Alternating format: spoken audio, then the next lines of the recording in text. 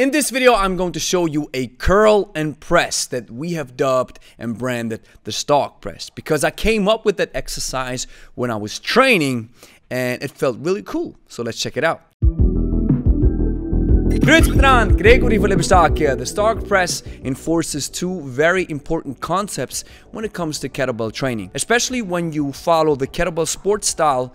For example, when you work with the clean or the snatch, you work with momentum, you work with gravity, and you work with different aspects that are very important to help you understand this style in its core. So the first concept that the stock press looks at is the arm-body connection. This is very important because when you go into a push press or a jerk, you want to transfer the energy from your legs into your arm. The second concept that we're going to look at, or that the stock press enforces, is the idea of counterbalancing the weight. That's when you drop the weight down into the backswing from a snatch, from a higher amortization phase, or from a clean.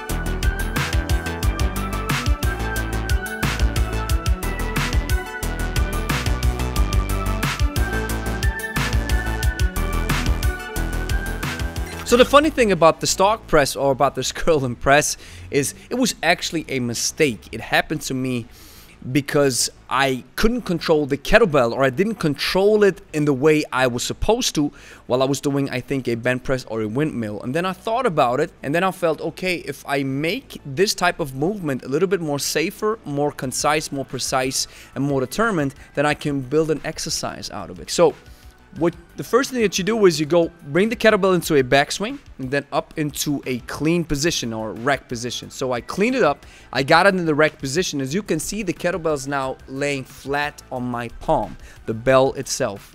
This is what we call a belt press, or I call it that way. When you press the kettlebell in the overhead soft fixation, not on the handle, but on the bell itself. What you're now trying to do is you are dropping down into the rack rest position, and then you turn your wrist, you turn your elbow, and then you go down into a curl. Now, normally, if you don't have enough force to grab the weight with the palm, with your fingers, with your flexors, with your forearm flexors, then the weight will fall out of your hand. So what you have to do is compensate. You lean back, then you curl it up, you turn it around, go back into the press, all right? You need a lot of tension. So I was focusing on this heart style idea. I got this from the heart style philosophy, to really tense the muscles more, stay focused. So now, showing it to you from the side view. Now, bell press up, and now with a lot of tension, force, and focus, you'll bring it down. Boom.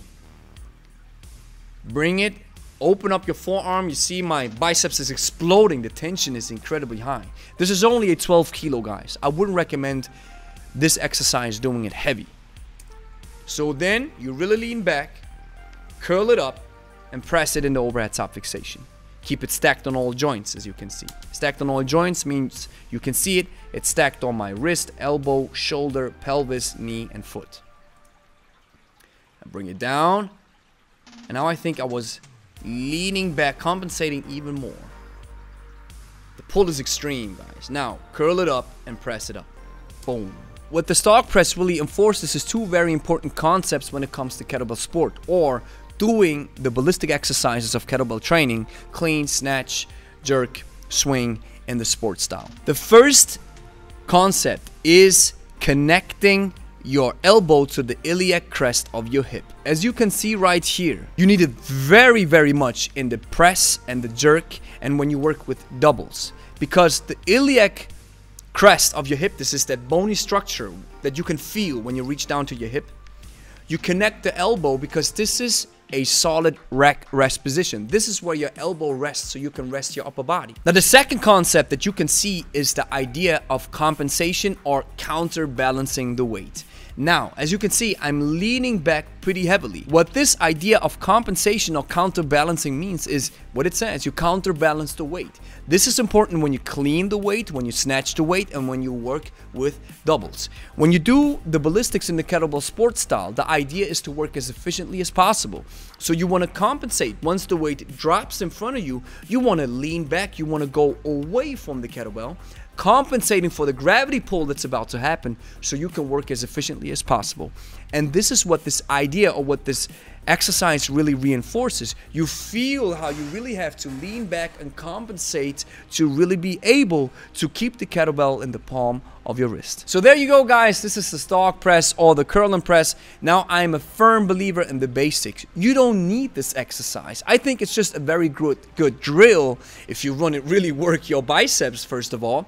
And the second thing is to get a hold of these two concepts of counterbalancing and the arm-body connection. This exercise is not necessary, and while I think it is cool to play around with the kettlebell, I always believe that you are investing most of your time very solidly when you do the basics. So thank you for watching. If you enjoyed the video, like it, consider subscribing if this was the first time on our YouTube channel. And if you're looking for a kettlebell program that takes you from a beginner to an advanced level in about 3 months, and then maybe combine it with some easy to follow nutrition coaching because you want to get in shape or maybe lose weight a little bit, then consider checking out our course. It's called 90 Days of Kettlebells. You'll find a link in the description, 14-day free trial included.